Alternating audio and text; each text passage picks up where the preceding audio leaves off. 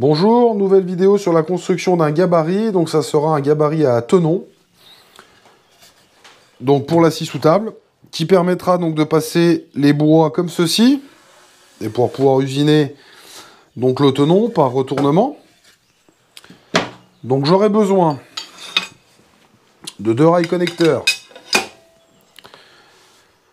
d'une coulisse pour rail de 19, d'un panneau auquel je suis déjà venu percer et réaliser la feuillure pour les rails connecteurs,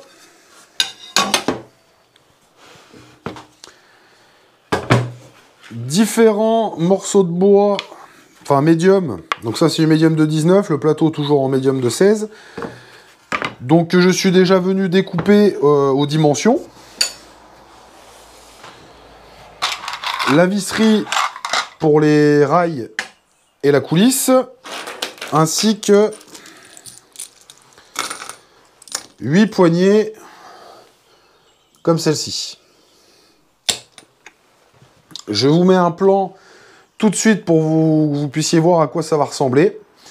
Et je vous expliquerai après pourquoi j'ai choisi ce modèle plutôt que d'autres modèles. Il y a plein de modèles qui existent. Mais moi, j'ai préféré celui-là. Je vous expliquerai pourquoi après. Donc, comme vous avez pu le voir sur le plan, il y a des rainures à faire. Donc, je vais les faire à la défonceuse sous table en me servant donc du guide LS. Je vais vous montrer comment je fais pour pouvoir le régler facilement quand il y a plusieurs feuillures à faire. Donc, j'ai déjà monté une fraise de 19. Donc je rapproche mon guide comme ceci. Ce que je vais faire,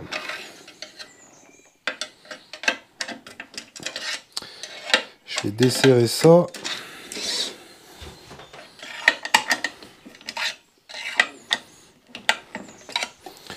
Voilà, je rapproche ça pour qu'on soit pas dans le trou mais en contact avec le guide.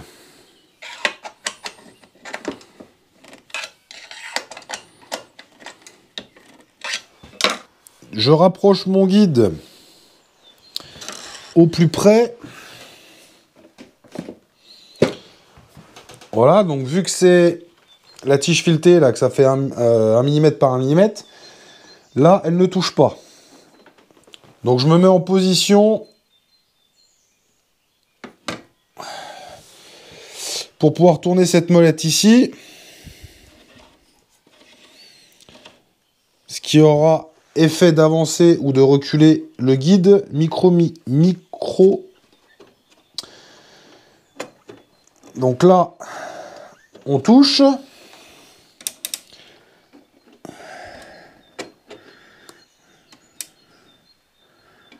Voilà, faut juste que ça vienne à fleur, hein. Voilà, comme ça. Là, je rebloque. Et je règle mon mètre sur la position du 0. Ce qui veut dire que ma fraise est à 0 par rapport à mon guide. Voilà, donc on aligne le curseur sur le 0. Donc là, c'est impeccable. Je peux remettre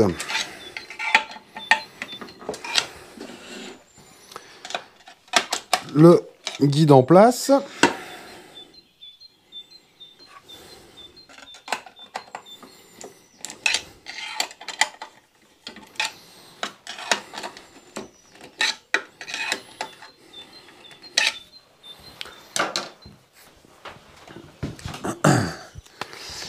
Donc, comme d'habitude, le plan est en pouces.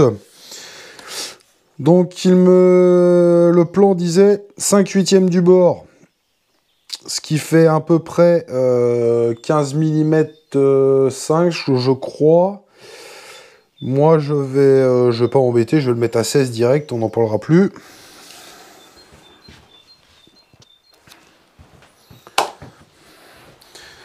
Donc pour ça, il suffira juste de desserrer et de venir se mettre à 16.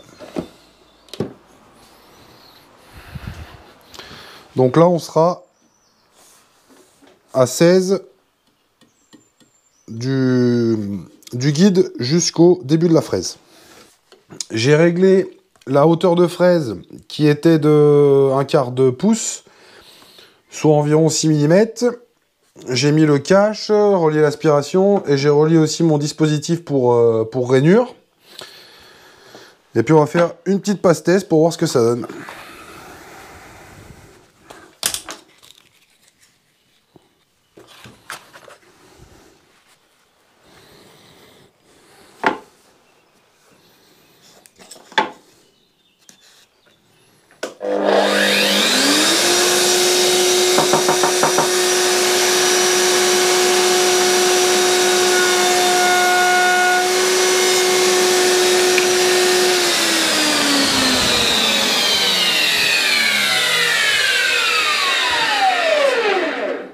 Avec l'aspiration, ça ira mieux.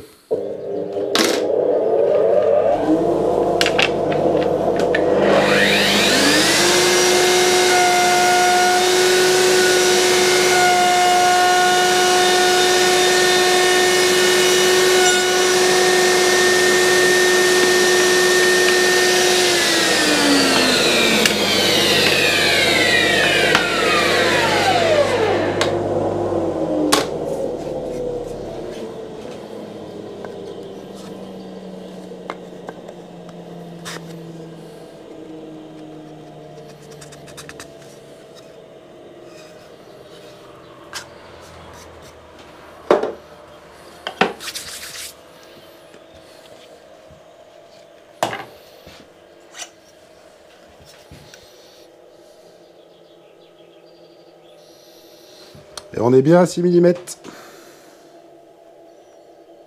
À 16, pardon.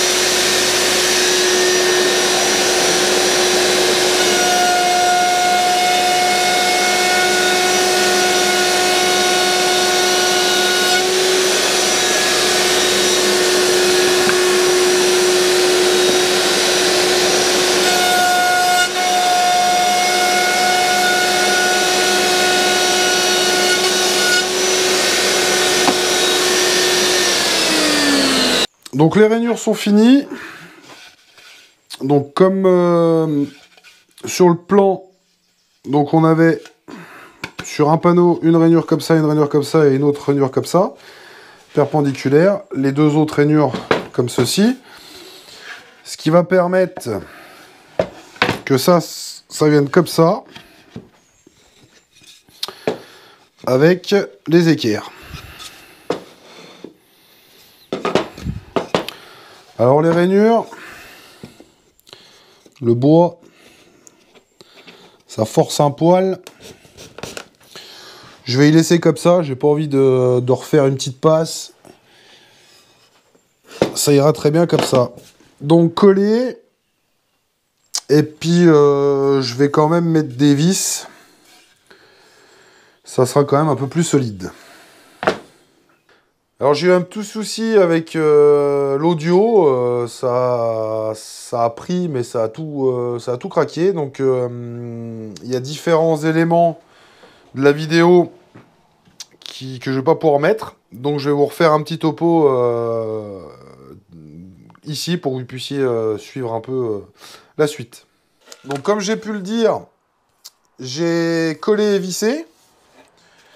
Au niveau de l'assemblage, un point à bien prendre en compte, c'est l'équerrage. de ces deux parties-là. Donc les équerres, forcément, elles sont là pour ça, mais il faut bien penser avant le collage et le vissage à y mettre bien en place. J'avais percé donc les rainures ici. Donc au niveau du montage, donc il suffira d'insérer les écrous ici. Voilà, comme ceci.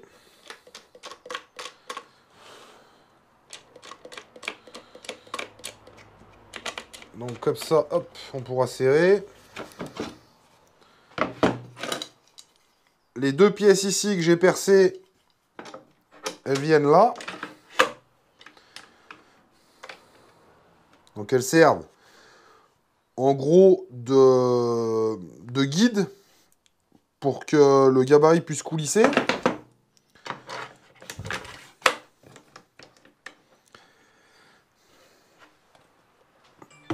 Et après le pare-éclat. Donc normalement, je devais prendre les poignées les mêmes que les autres. Le seul truc, c'est que j'ai pas les bonnes longueurs. Et vu que c'est de la... c'est du pas américain, j'en ai pris en métrique que j'avais.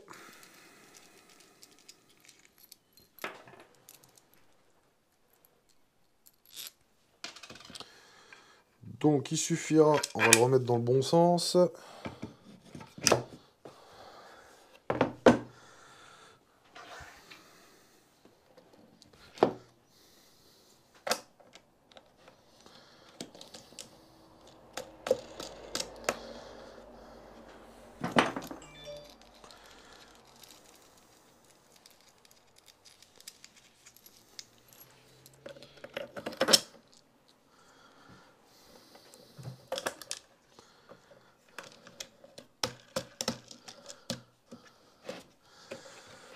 Voilà, donc le pare-éclat il est fixé avec les deux poignées là. Donc après, bien entendu, tout est réglable. Et on verra ça juste après. J'ai fixé la coulisse donc au milieu en fin de compte. Je pensais devoir la démonter, mais en fin de compte, c'est pas la peine.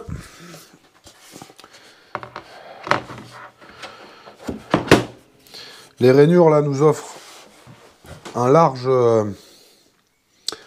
réglage. Donc il suffira juste de déplacer le pare-éclat, de le mettre ici. En parlant du pare-éclat, forcément qu'à chaque nouveau tenon, enfin tout dépend des épaisseurs du bois, pas à chaque fois.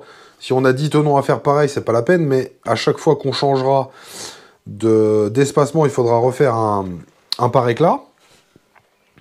Forcément. Pour le réglage, donc déjà j'ai tout desserré, toutes les molettes. Donc il suffira d'avancer le guide comme ceci contre la lame pour le mettre parallèle à la lame. Ensuite, on viendra serrer d'abord ces molettes ici. On viendra rapprocher celle-là, qu'on serrera aussi.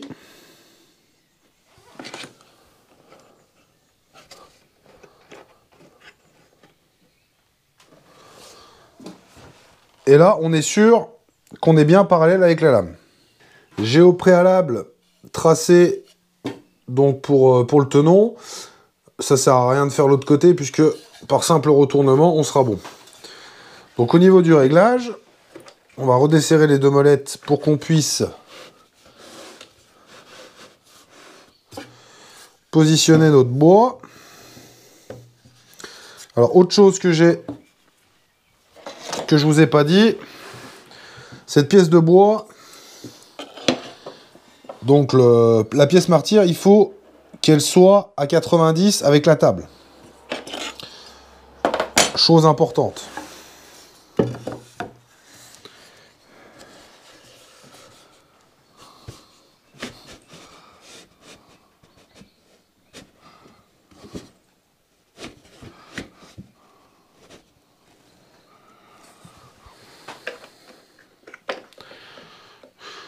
Une fois réglé, on resserre. petite vérif.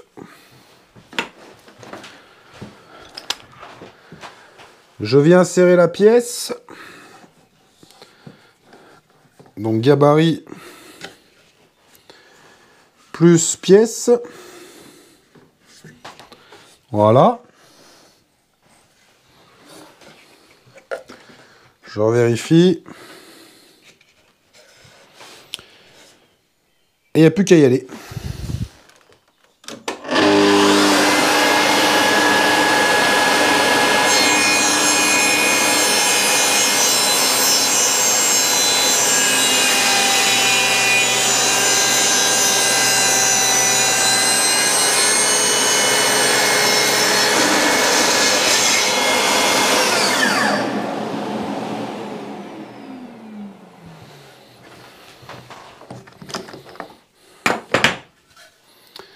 Le premier côté est fait.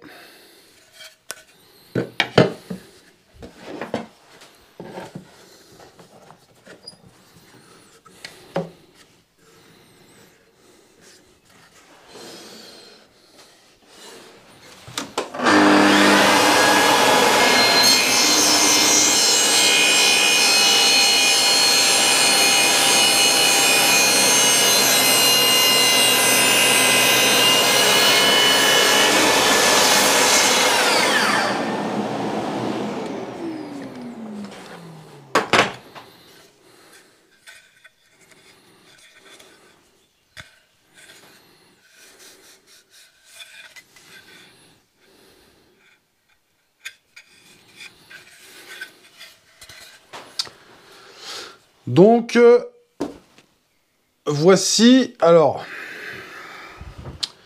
je me suis un peu planté au niveau du réglage, c'est-à-dire qu'en fait, j'ai calé le trait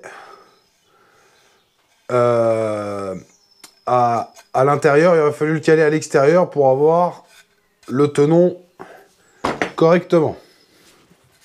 Bon, de toute façon, ça marche, hein. Il suffira après d'arraser ici, soit à la scie à main, soit à la scie circulaire, peu importe. Donc c'est impeccable. Quelque chose que je voulais venir par rapport, donc je vous fais pas la démo sur le module CMS.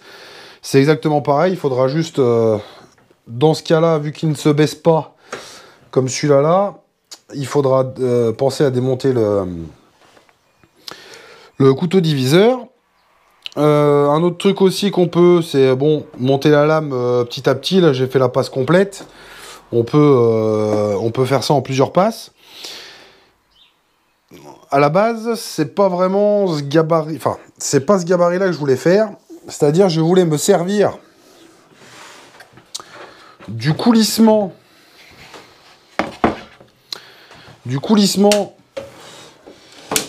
Donc du module de scie. À la base, je voulais m'en servir comme ceci, c'est-à-dire, j'aurais mis mon guide, donc Incra ici. Obligatoirement, j'aurais été déjà parallèle avec la lame, ça c'est sûr. Sur mon profil alu que j'ai rajouté, je vais aller le chercher, c'est mieux.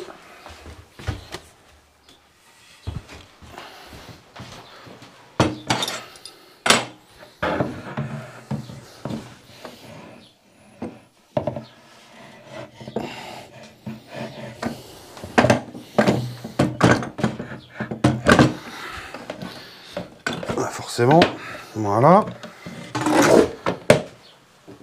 Donc sur mon profil alu, je voulais tout simplement venir rajouter un panneau ici pour pouvoir mettre les pièces comme ceci, pour pouvoir les serrer. Je pourrais normalement, si je dis pas de bêtises, les serre-joints Festool, je dis une bêtise, il passe pas. J'aurais pu prendre quoi?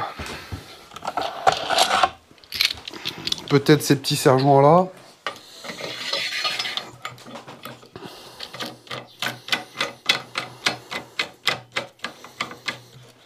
Ceux-là, ils passent, ils serrent, donc c'est impeccable. Donc voilà l'idée du début, c'est-à-dire bloquer la pièce comme ceci, et donc me servir du coulissement de la scie pour pouvoir couper le tenon. Bon, au début, c'est ce que je voulais faire. Après, j'ai décidé de fabriquer ce gabarit pour pouvoir l'utiliser sur les deux scies. Mais pourquoi pas, je verrai, je verrai hein, pourquoi pas essayer de faire une adaptation. De toute façon, j'avais prévu de la faire. Donc, et comme j'aime bien toutes ces petites choses, je verrai par la suite. Mais voilà, c'était pour vous en parler, pour que vous puissiez voir aussi qu'on peut le faire comme ça.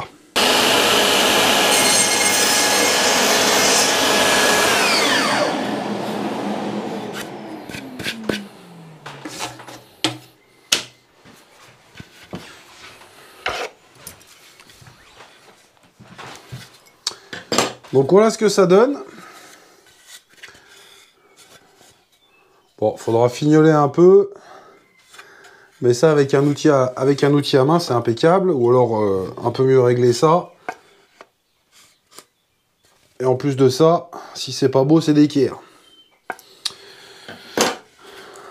Voilà. Merci d'avoir regardé cette vidéo qui portait sur la construction d'un gabarit pour fabriquer les tenons. Donc voici.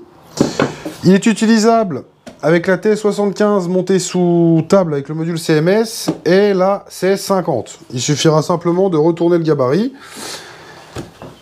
Donc prochain gabarit, forcément tenon. Donc le prochain, ça va être pour fabriquer les mortaises à la défonceuse.